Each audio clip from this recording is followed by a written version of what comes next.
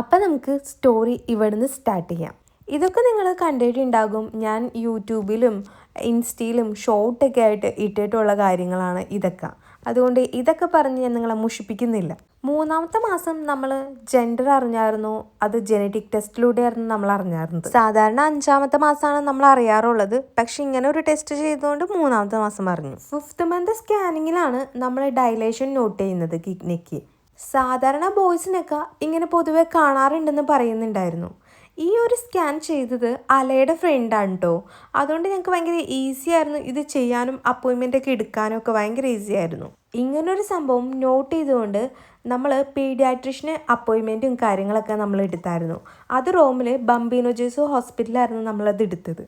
എല്ലാ മന്തും 2 പ്രാവശ്യമെങ്കിലും നമ്മൾ ബംബീനോ ജേസു ഹോസ്പിറ്റലിൽ പോകുമായിരുന്നു ഇത് ചെക്ക് ചെയ്യാൻ വേണ്ടി. അപ്പോഴൊന്നും വലിയ മാറ്റങ്ങളൊന്നും ഉണ്ടായിരുന്നില്ല. മെഷർമെൻ്റ് ഒക്കെ അങ്ങനെ തന്നെയായിരുന്നു. ആ ഒരു ആശ്വാസത്തിലായിരുന്നു ഞങ്ങൾ ഇരുന്നത്. ലാസ്റ്റ് യൂറോളജിസ്റ്റ് ഞങ്ങളോട് പറഞ്ഞായിരുന്നു കുട്ടി ജനിച്ചു കഴിഞ്ഞാൽ 4-ാമത്തെ ദിവസം അൾട്രാസൗണ്ട് സ്കാൻ എടുക്കണം. അത് കഴിഞ്ഞ ശേഷം നമുക്ക് ആൻറ്റിബയോട്ടിക് സ്റ്റാർട്ട് ചെയ്യാമെന്നും പറഞ്ഞിട്ടുണ്ടായിരുന്നു. ഇതിൻ്റെ ഇടയിൽ എൻ്റെ ഡയബറ്റിക് ഒരു വശത്തുണ്ട് കേട്ടോ. ഈ ഡയബറ്റിക് ഉള്ളത് കൊണ്ടല്ല ഈ ഒരു അസുഖം വന്നത്. പിന്നെ എന്തുകൊണ്ടാണ് ഈ അസുഖം വന്നതെന്ന് ഞാൻ ഡോക്ടേഴ്സിനോട് ചോദിച്ചപ്പോൾ അലസ്യോ അടക്കം ആർക്കും ഒരു മറുപടി ഉണ്ടായിരുന്നില്ല. അവർക്ക് അതിനുള്ള റീസൺ അറിയത്തില്ല. ഈ സ്കാനിങ്ങിൽ ആന്ധ്രയുടെ ഫേസ് ഒക്കെ നമ്മൾ കണ്ടായിരുന്നു കേട്ടോ. ഇത് ഇങ്ങനെയായിരുന്നു. എൻ്റെ പ്രഗ്നൻസിയിൽ എനിക്ക് ഡയബറ്റിക്കിനേക്കാളും വലിയ വില്ലനായിരുന്നു വോമിറ്റിങ്. ഇന്ത്യൻ ഫുഡൊന്നും എനിക്ക് കഴിക്കാൻ പറ്റാത്ത രീതിയായി. എന്നാലും ചില സമയത്ത് ഞാൻ ഇന്ത്യൻ ഫുഡ് വേണമെന്നൊക്കെ പറയുമ്പോൾ അല തന്നെയായിരുന്നു കേട്ടോ എനിക്ക് ഇന്ത്യൻ ഫുഡൊക്കെ ഉണ്ടാക്കി തന്നത്. ഞാൻ കുറഞ്ഞത് ഒരു 14 പ്രാവശ്യമെങ്കിലും ഒരു ദിവസം ഛർദ്ദിക്കുമായിരുന്നു. അങ്ങനെ ഛർദ്ദിച്ച് ഞാൻ 56 കിലോന്ന് ഏകദേശം എനിക്ക് തോന്നുന്നു 46 കിലോ 47 കിലോ വരെ ഞാൻ എത്തി. ഇന്ത്യൻ ഫുഡിൻ്റെ സ്മെല്ല് വരെ ഇഷ്ടമില്ലാണ്ടായി. അങ്ങനത്തെ അലസ്യമായിട്ട് എനിക്ക് ഫുഡൊക്കെ ഉണ്ടാക്കി തന്നുകൊണ്ടിരുന്നത് ഇന്ത്യൻ ഫുഡൊക്കെ. എനിക്ക് കുക്കൊന്നും ചെയ്യാൻ പറ്റുന്നുണ്ടായിരുന്നില്ല. അതുകൊണ്ട് മാക്സിമം അല തന്നെയായിരുന്നു കുക്ക് ചെയ്തുകൊണ്ടിരുന്നത് എനിക്ക് വേണ്ടി. സാധാരണ ഞാൻ insulin 4 unit breakfast, lunch 7 unit, dinner 7 unit അങ്ങനത്തെ രീതിയിലായിരുന്നു ഇൻസുലിൻ എടുത്തുകൊണ്ടിരുന്നത്. പക്ഷേ ക്വാണ്ടിറ്റി കുറച്ച് ഫുഡ് കഴിച്ചിട്ട് പോലും ഞാൻ ഏകദേശം 24, 25 ആ രീതിയിലായി എൻ്റെ ഇൻസുലിൻ എടുപ്പ്. ഞാൻ ഇൻസുലിൻ എടുക്കും, ഫുഡ് കഴിക്കും, ഫുഡ് വോമിറ്റ് ചെയ്ത് പോകും. ആ ഒരു രീതിയിലായിരുന്നു നടക്കുന്നത്. അങ്ങനെ ലോ ഷുഗർ ആകും. ഭയങ്കര ബുദ്ധിമുട്ടായിരുന്നു ഷുഗർ കൊണ്ട് എനിക്ക് അന്നേരം. ഈ ഷുഗർ ലോ ആവുന്നത് ഈ വൊമിറ്റിംഗ് കാരണമായിട്ടാ. വൊമിറ്റ് ചെയ്ത് പോകുമ്പോൾ ഈ ഇൻസുലിൻ ബോഡിയിലിരിക്കുകയല്ലേ, അപ്പോൾ ലോ ഷുഗറായി പോകും. അതുപോലെ അങ്ങനെ എല്ലാ ദിവസവും കണ്ടിന്യൂസ് അങ്ങനെ തന്നെയായിരുന്നു. അല ഡ്യൂട്ടി കഴിഞ്ഞ് വന്ന് അതിൻ്റെ ഇടയിൽ എനിക്ക് ഫുഡൊക്കെ ഉണ്ടാക്കി. അങ്ങനെ പാവം ഒത്തിരി കഷ്ടപ്പെട്ടിട്ടുണ്ടായിരുന്നു കേട്ടോ ആ ഒരു ടൈമിൽ.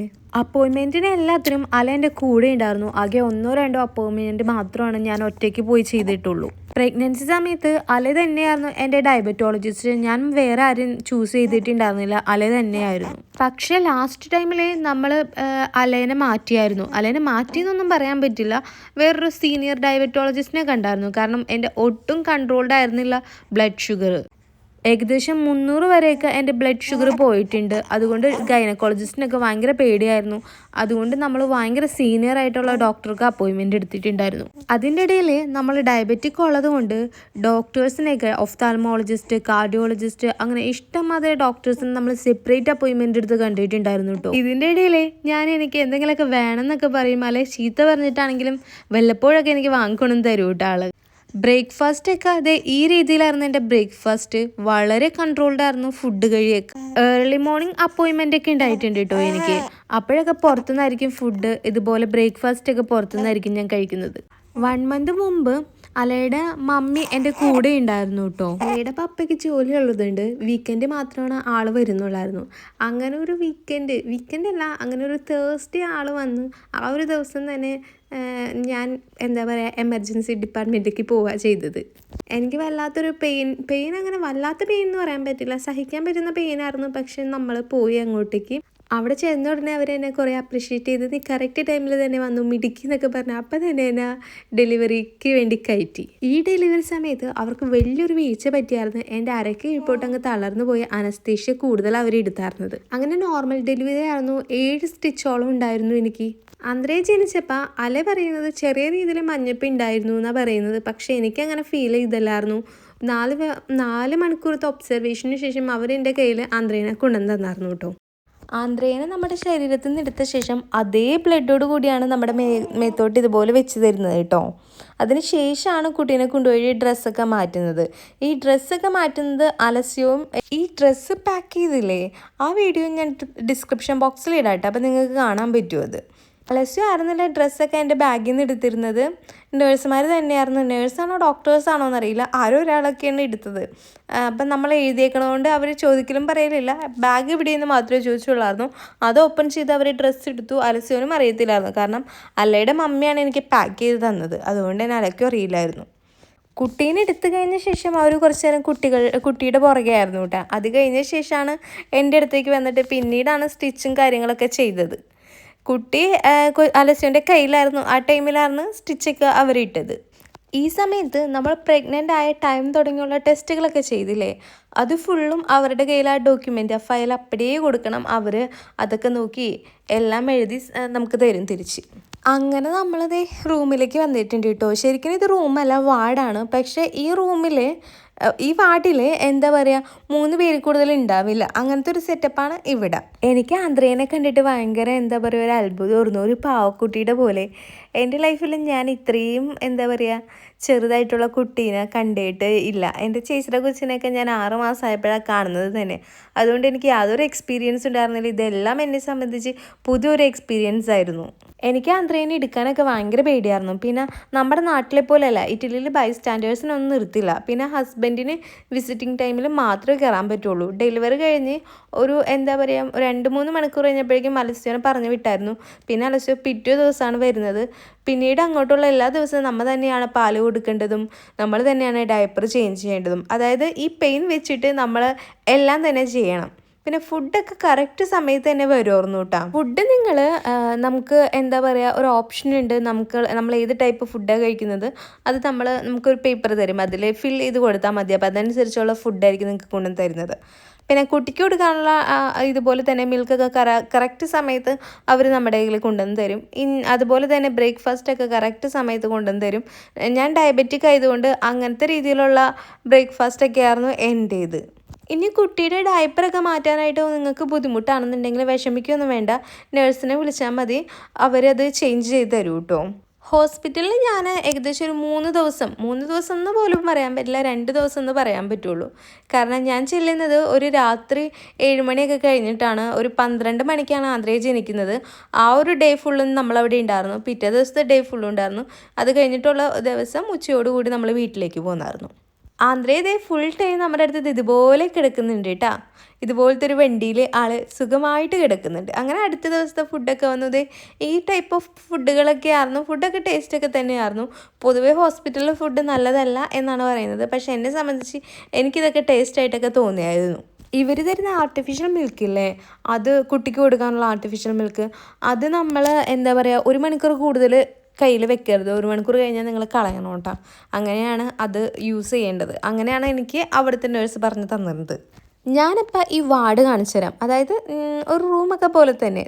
ഈ കാണുന്നതാണ് നമ്മുടെ റൂം. കണ്ട 2 ബെഡ് അടുത്ത് തന്നെ ഉണ്ടാവും. ഇപ്പോൾ ഇവിടെ പേഷ്യൻസ് ഒന്നും ഉണ്ടായിരുന്നില്ല, അതുകൊണ്ട് ഞാൻ ഒറ്റയ്ക്കായിരുന്നു. ഇങ്ങനെയാണ് ആ ഒരു എന്താ പറയുക റൂമിൻ്റെ കിടപ്പ്. ഞാൻ ഈ പ്രഗ്നൻസി സമയത്ത് കുറേ ഫുഡുകളൊന്നും കഴിച്ചിട്ടുണ്ടായിരുന്നില്ല, KFC ഒക്കെ. അപ്പോൾ ഞാൻ അലയനോട് പറഞ്ഞിട്ടുണ്ടായിരുന്നു, അലയ എനിക്ക് കൊണ്ടുവരുമോയെന്ന്. അപ്പോൾ അതേ അലസ്യു ഡെലിവറി കഴിഞ്ഞ ഉടനെ തന്നെ അതേ KFC ഒക്കെ ആയിട്ട് വന്നിട്ടുണ്ട് കേട്ടോ. ഇനി KFC ആയിട്ടായിരുന്നു എൻ്റെ മൽപ്പിടുത്തം. ഞാൻ ഒത്തിരി കൊതിച്ചിരുന്ന് അങ്ങനെ കിട്ടിയൊരു KFC ആയിരുന്നു. പക്ഷെ ഒരു വഴിക്ക് കൊള്ളില്ലായിരുന്നു, വായിൽ വെക്കാൻ പറ്റാത്ത രീതിയിലത്തെ വൃത്തികെട്ട KFC ആയിരുന്നു. പിന്നെ അലയുടെ അമ്മ അതിൻ്റെ ഇടയിൽ എനിക്ക് കെബാബ് കൊടുത്തു വിട്ടിട്ടുണ്ടായിരുന്നു കേട്ടോ. ആളുണ്ടാക്കിയ കെബാബായിരുന്നു. അങ്ങനെ പിന്നെ നമ്മൾ വീണ്ടും ആന്ത്രേനെ കൊണ്ടുപോകാനായിട്ട് ഡ്രസ്സൊക്കെ ഇടിപ്പിച്ചൊക്കെ വെച്ചേക്കാണ്. നമ്മൾ ഇവിടുന്ന് ഡിസ്ചാർജ് ആവണേക്കാളും മുമ്പ് നമുക്കൊരു ഗൈനക്കോളജിസ്റ്റ് വിസിറ്റ് ഉണ്ടാവും കേട്ടോ. അത് കഴിഞ്ഞ ശേഷം കുട്ടീനെ അവർ കൊണ്ടുപോകും. അത് കഴിഞ്ഞല്ല, രാവിലെ തന്നെ നമ്മുടെ അടുത്തുനിന്ന് അവർ കൊണ്ടുപോകും. പിന്നെ ഡീറ്റെയിൽ ആയിട്ട് അവർ ചെക്ക് ചെയ്തിട്ട് നമുക്ക് പോകാൻ നേരത്തെ തരുള്ളൂ. ഇത് വന്നിട്ട് ഹോസ്പിറ്റലിൽ നിന്ന് കിട്ടിയ ഡയറിയാണ്. കുട്ടിയുടേതായ ഡീറ്റെയിൽസും കാര്യങ്ങളൊക്കെ എഴുതാനുള്ള ഒരു നെക്സ്റ്റ് ഐറ്റം. പിന്നെ ദേ ആന്ധ്ര ദേ വണ്ടിയിലിരിക്കുന്നതാണ്. നിങ്ങൾക്കറിയാലോ, നമ്മൾ കുട്ടീനെ വീട്ടിലേക്ക് കൊണ്ടുവരുമ്പോൾ ദേ ഈ സംഭവം വളരെ നിർബന്ധമാണ്. അങ്ങനെ നമ്മൾ വീട് എത്തിയിട്ടോ. വീടിൻ്റെ ഡോറ് തുറക്കേണ്ട താമസം ദേ അവിടെ അലയുടെ മമ്മി ഇട്ടിട്ടുണ്ടായിരുന്നു. അതായത് എന്നാത്തോ ആന്ധ്രയ, ഈ ബിൽഡിങ്ങിലുള്ള എല്ലാവർക്കും ആന്ധ്രയ ജനിച്ചെന്ന് മനസ്സിലാകും. അതിനു വേണ്ടിയാണ് ഈ സംഭവം നമ്മളിവിടെ ഇടുന്നത്. പൊതുവെ ഇറ്റാലിയൻസ് ഒക്കെ ചെയ്യുന്നതാണ്. ഇവിടെ ഉള്ള എല്ലാ മലയാളികൾക്കും അറിയാവുന്ന കേസാണ് ഇതൊക്കെ. വീടിൻ്റെ അകം ദേ അലയുടെ അമ്മ ഇതുപോലെയൊക്കെ കുറച്ച് ബലൂണൊക്കെ വെച്ച് സെറ്റാക്കിയിട്ടൊക്കെ ഉണ്ടായിരുന്നു കേട്ടോ, ആന്ധ്രേനെ ഇൻവൈറ്റ് ചെയ്യാനായിട്ട്. അലയ്ക്ക് ഈ വക പരിപാടിയോടൊന്നും വലിയ താല്പര്യമൊന്നുമില്ല കേട്ടോ. അല അതുകൊണ്ട് അങ്ങനെയൊന്നും മൈൻഡൊന്നും ചെയ്യേണ്ടായിരുന്നില്ല. പിന്നെ ആന്ധ്രയെ വീട്ടിൽ വന്നിട്ടുള്ള ദിവസങ്ങളായിരുന്നു പിന്നീട് അങ്ങോട്ട് കരച്ചിൽ പീച്ചിൽ അങ്ങനെയൊക്കെ ആയിരുന്നു. എനിക്ക് ഇത്തിരി എന്താ പറയുക, പേടിയൊക്കെ ഉണ്ടായിരുന്നു. അങ്ങനെ ആന്ധ്രയെ ഒരു അന്യൻ്റെയൊക്കെ പോലെയായിരുന്നു. കുറച്ച് നേരം കരയും, കുറച്ച് നേരം സന്തോഷിക്കും, പിന്നെ പേടിപ്പിക്കുന്നവള, അങ്ങനെയൊക്കെയായിരുന്നു ആന്ധ്രയ. കാര്യം നമ്മുടെ കിര ആന്ധ്രയോട് കുറച്ച് അസൂയ ഉണ്ടെങ്കിലും ആന്ധ്രയെ കരയുമ്പോൾ ഓടി ആന്ധ്രയുടെ അടുത്ത് വന്നിരിക്കൂട്ടെ കിര. അങ്ങനെയായിരുന്നു. ഈ ആന്ധ്രയെ വന്ന പിന്നെ കിരേനെ ആരും മൈൻഡ് ചെയ്യേണ്ടായിരുന്നു. ആന്ധ്രയുടെ മുത്തശ്ശി ഇടയ്ക്ക് താരാട്ടുപാട്ടൊക്കെ പാടിക്കൊടുക്കുന്നുണ്ടായിരുന്നു കേട്ടോ ആൾക്ക്. ഇനിയാണ് നമ്മൾ പ്രതീക്ഷിക്കാത്ത ഒരു കാര്യം ഇവിടെ നടക്കുന്നത്. ആന്ധ്രയുടെ മുത്തശ്ശനൊക്കെ പിറ്റേ ദിവസം തന്നെ അവർ പോയായിരുന്നു അങ്ങോട്ടേക്ക്, പപ്പയ്ക്ക് ജോലിയുള്ളതുകൊണ്ട്. കറക്റ്റ് ഒരു 10 ദിവസം കഴിഞ്ഞപ്പോഴേക്കും ആന്ധ്രയെ ഭയങ്കര കരച്ചിൽ, പതിവില്ലാത്തൊരു കരച്ചിലായിരുന്നു ആന്ധ്രയ്ക്ക്. എന്തോ ആ ഒരു അപാകത എനിക്ക് ആ കരച്ചിലിൽ ഫീൽ ചെയ്തായിരുന്നു. അന്ന് നമ്മൾ പിന്നെ ഒന്നും നോക്കാണ്ട് അപ്പം തന്നെ എമർജൻസി ഡിപ്പാർട്ട്മെൻറ്റിലേക്ക് ആന്ധ്രേനെ നമ്മൾ കൊണ്ടുപോയിട്ടുണ്ടായിരുന്നു. പിന്നെ ആന്ധ്രയ എന്താ പറയുക, ഹോസ്പിറ്റലിൽ തന്നെയായിരുന്നു. വേറൊന്നും കൊണ്ടല്ലായിരുന്നു ഈ ഒരു പ്രശ്നം വന്നത്. ആന്ധ്രയ്ക്ക് ഇൻഫെക്ഷൻ ആയിരുന്നു കിഡ്നി. കാരണം ഓൾറെഡി ആന്ധ്രയ്ക്ക് അങ്ങനെ ഒരു പ്രശ്നം ഉണ്ടായിരുന്നല്ല, നമ്മൾക്ക് വയറ്റിൽ വെച്ച് തന്നെ അറിയാവുന്ന കേസായിരുന്നു. ആ ഒരു സംഭവമായിരുന്നു ഇത്. കാര്യം എനിക്കറിയാമായിരുന്നെങ്കിലും പക്ഷെ എനിക്കിത് ഉൾക്കൊള്ളാൻ ഭയങ്കര ബുദ്ധിമുട്ടായിരുന്നു കേട്ടോ. എൻ്റെ ലൈഫിൽ ഞാൻ ഇതുപോലെ സങ്കടപ്പെട്ട ഒരു ദിവസം ഉണ്ടായിട്ടില്ല. എൻ്റെ എന്തോ നെഞ്ച് പൊട്ടുന്ന പോലത്തെ ഒരു വേദനയായിരുന്നു കേട്ടോ എനിക്ക്. ഒരു നിമിഷം പോലും ഇവനെ പിരിഞ്ഞിരിക്കാൻ പറ്റാത്തൊരു എന്താ പറയുക, വല്ലാത്തൊരു സിറ്റുവേഷൻ ആയിരുന്നത്. ഹോസ്പിറ്റലിൽ നമുക്ക് ആന്ധ്രയുടെ കൂടെ നൈറ്റൊന്നും അങ്ങനെ നിൽക്കാൻ പറ്റില്ല, ഡേ നിൽക്കാൻ പറ്റൂ കേട്ടോ. അങ്ങനെയായിരുന്നു. ഒരു വല്ലാത്തൊരു ഫീലായിരുന്നത്, എക്സ്പ്ലെയിൻ ചെയ്യാൻ പറ്റാത്ത പോലത്തെ ഒരു ഫീലായിരുന്നു. ഇതുപോലെ നമ്മളെല്ലാം ഇട്ട് കഴിഞ്ഞ ശേഷം മാത്രം അവൻ്റെ അടുത്ത് നമ്മൾ നിൽക്കാൻ പാടുള്ളൂ, അങ്ങനെയൊക്കെ ആയിരുന്നു. പൊതുവെ മലയാളികളെല്ലാം പറയും ഇറ്റലിയിലെ ഹോസ്പിറ്റൽ ഫെസിലിറ്റീസ് ഒക്കെ നല്ലതാണ്, പക്ഷേ നമുക്കൊരു അപ്പോയിൻമെൻറ്റ് കിട്ടുക അതൊക്കെ ഭയങ്കര ബുദ്ധിമുട്ടായിട്ടുള്ള കേസാണ്. അത് ശരിയാട്ടോ, ഏറെക്കുറെ അത് ശരിയായിട്ടുള്ള കാര്യമാണ്.